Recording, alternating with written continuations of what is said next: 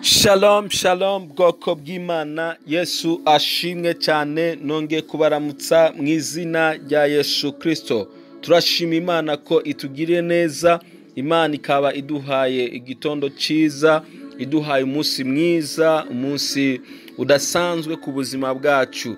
Ni umunsi tutazongera kubona ukundi. Niyo mpamvu dukwiye by'ukuri gufata akanya ko gusenga, dushima Imana kubw'uyu munsi iduhaye, dushima Imana kubyo imaze gukora, dushima Imana kubw'uburinzi bwayo muri iri joro. Ndabizi birashoboka ko hari abantu uyu munsi cyangwa se iki gitondo batashoboye kukibona, ariko njye nawe niba turi bazima dukwiye guha Imana icyubahiro, kuko ibiduha ayandi mahirwe yo kwishima, yo kwihimbaza, yo gukora ubushake bwayo.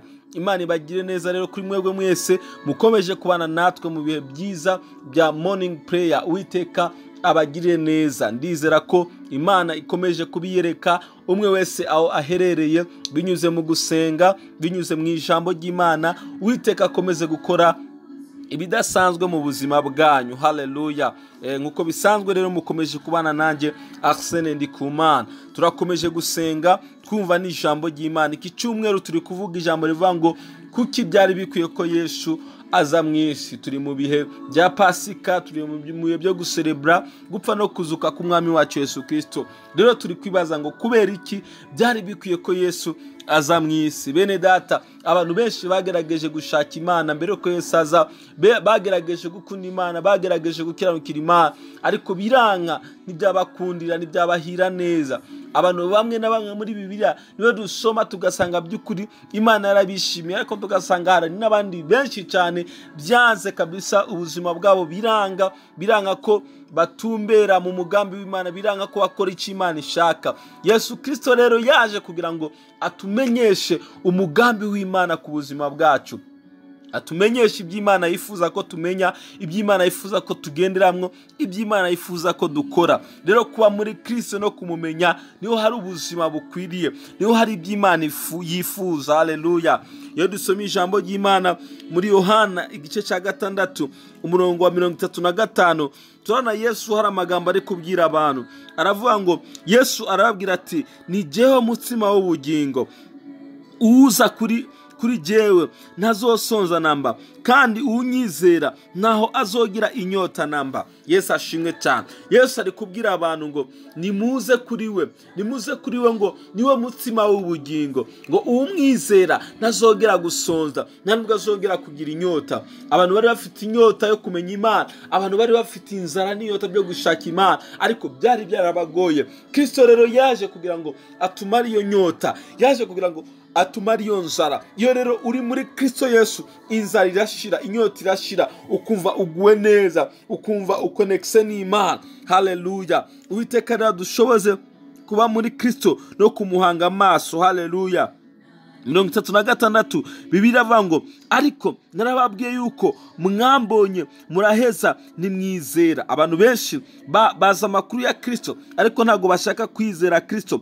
37 ngo, icyo datama cyose kiranshikira, ngo kandi uza kuri jewe sinzomuhinda na gatonya. Yesu Kristo ahora ateza ibiganza kugira ngo abantu baze kuri we. Uyu munsi uri kuranyumva, niba utaraza kuri Kristo, birashoboka ko hari ibyaha bigushinja mu mutima, birashoboka ko wagendeye kure y'Imana, ariko Yesu aravuga ngo uza kuri jewe, ngo sinigera ndamwirukana, sinigera ndamuhinda, ndamwakira. Yesu ni umwami mwiza. Yesu akunda abanyabyaha. Yesu akunda abantu bagendeye kure y'Imana, ariko babyicuza bakumva bashatse kugarukira Imana. Iyo rero uje kuri Kristo, arakwakira kandi akaguha ubugingo buhoraho. Haleluya. 38 Bibiliya avuga ngo kuko ntakuwe mu ijuru no gukora ibyo nigombera, ngo ariko nazanywe no gukora ibyo uwantumye agomba, ngo kandi icyo uwantumye agomba ngiki, agomba yuko mu byo yampaye byose hatagira na kimwe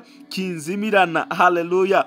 Ngo ariko nze nkizure ku munsi w'iherezo. Haleluya. Urabona ngo Kristo yaje mu isi kugira ngo abamwizeye bose, abari muri we bose, ntihagire n'umwe azimira, ngo ahubwo ngo no ku munsi w'iherezo ngo azabazure. Haleluya.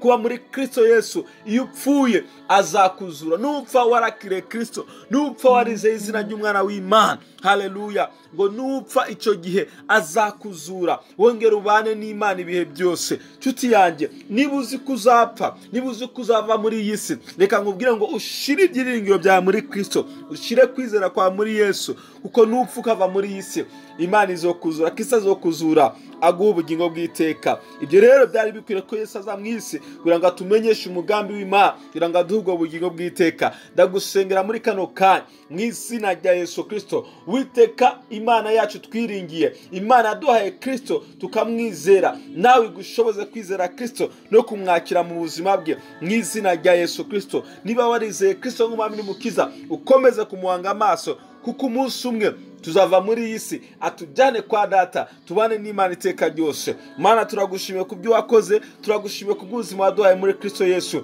Uduhe kukwizera no kuguhanga amaso muri byose mu izina rya Yesu Kristo. Abatarakwizera Mwami, ubagirire ubwo buntu kugira ngo nabo bizere izina ryawe, kubw'imbabazi zawe nyinshi. Icyubahiro n'inganji ni ibyawe Mana, mu izina rya Yesu Kristo.